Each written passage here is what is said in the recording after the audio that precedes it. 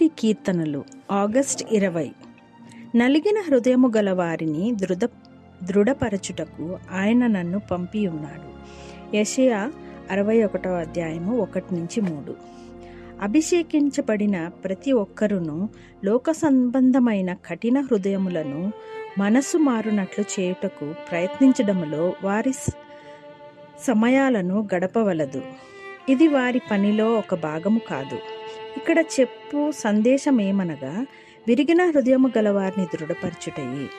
భూమిపై మనము చేయాల్సిన ఈ రకమైన పని ఎంత ఉన్నది.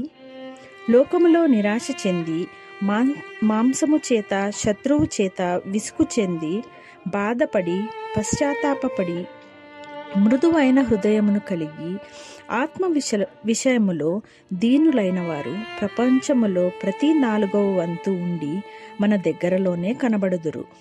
కావున పరిశుద్ధాత్మ అభిషేకమును కొనినవారు వారికి ఇవ్వబడిన పరిశుద్ధాత్మ శక్తి యొక్క సహాయము అవసరమగు ప్రజలకు దైవిక వాగ్దానములను, ద్రాక్షారసమును, నూనెను పోయుటకును, ధైర్యపరచుటకును, ఆదరించుటకును మరియు ఆశీర్వాదించుటకును పరిశుద్ధాత్మ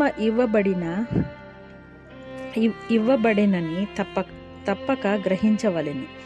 మరియు రాజ్యములో ప్రభువు అంగీకరించుటకు కోరుకొనుచున్న ఉమ్మడి వారసత్వమును పొందుకొను కొద్దిమంది తరగతికి చెందినవారగుటకు సిద్ధపడుడి. Reprint number 2580.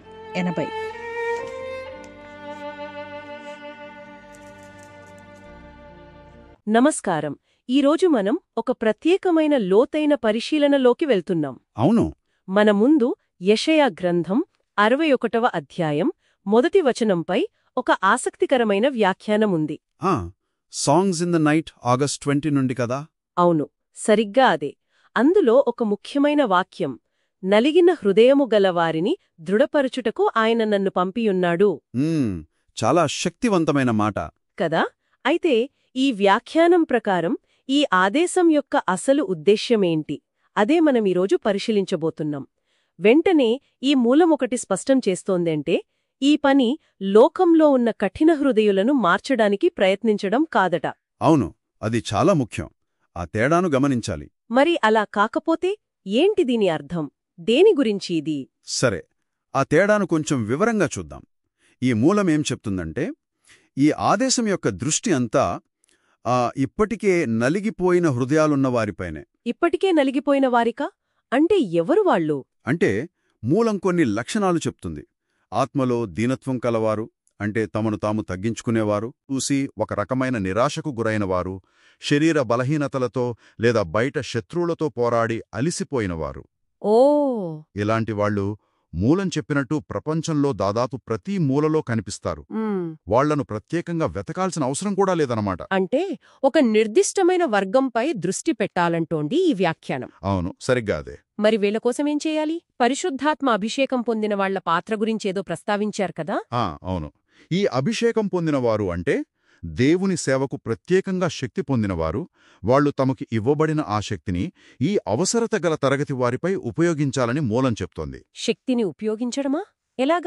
ఎలాగంటే వారి గాయపడిన హృదయాలపై దివ్య వాగ్దానాల నూనెను మరియు ద్రాక్షారసమును పోయడం ద్వారా అని మూలమంటోంది. నూనె, ద్రాక్షరసం అంటే అక్షరలా కాదు కదా? కాదు, అస్సలు కాదు. అది ఒక రూపకమన్నమాట. ద్రాక్షారసం అనేవి ఇక్కడ ఓదార్పుకు, స్వస్థతకు, దైవిక ప్రోత్సాహానికి సంకేతాలు. అంటే దేవుని వాగ్దానాలనేవి గాయాలకు మందులాంటివి.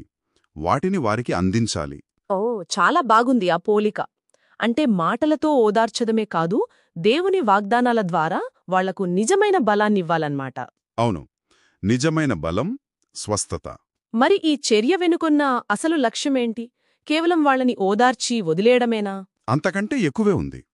ఈ నూనె, ద్రాక్షారసం పోయడం వెనక స్పష్టమైన ఉద్దేశాలున్నాయి. అవేంటి? వారిని ఉత్సాహపరచడం, ఓదార్చడం, ఆశీర్వదించడం, ఇవన్నీ ఉన్నాయి. కాని అంతిమ లక్ష్యం ఇంకా పెద్దది. అదేంటి?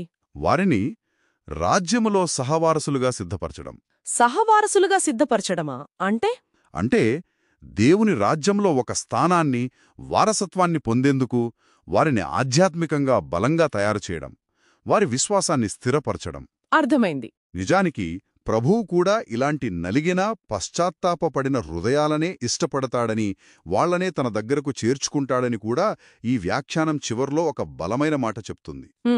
ఇది చాలా కీలకమైన విషయం. అవును. కాబట్టి ఒక్క మాటలో చెప్పాలంటే యెషయా 61:1 ఆదేశం ఈ వ్యాఖ్యానం ప్రకారం అందర్నీ మార్చాలని పరుగులు తీయడం కాదు, కాని ఇప్పటికే గాయపడి దేవుని వైపు చూస్తూ సహాయం కోసం ఎదురుచూస్తున్న వాళ్లను వెతికి వాళ్లకు సేవ చేయడం. అవును, వారిని సేద తీర్చడం, బలపరచడం, సిద్ధపరచడం, ఇదే ముఖ్యమని ఈ మూలం నొక్కి చెప్తోంది. నిజమే.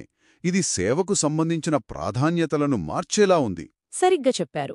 ఈ వ్యాఖ్యానం యొక్క ముఖ్య సారాంశం అదే. అయితే వినేవారికి మనం ఒక ప్రశ్నతో ముగిద్దామా? తప్పకుండా. ఒక ఆలోచన రేకెత్తించే ప్రశ్న. చెప్పండి. సరే, ఈ వ్యాఖ్యానం వెలుగులు చూస్తే అభిషేకించబడిన వారి సమయం, శక్తి, వనరులు ఇవన్నీ ఎక్కడ ఎక్కువగా కేంద్రీకరించబడాలి? మంచి ప్రశ్న. అంటే కరుణ, సహాయం అనేవి కేవలం అందుకు సిద్ధంగా ఉన్న నలిగిపోయిన వారికి మాత్రమేనా, లేక ఆ పరిధి దాటి విస్తరించాలా? దీనిపై మీరేమంటారు? దీని గురించి లోతుగా ఆలోచించవచ్చు.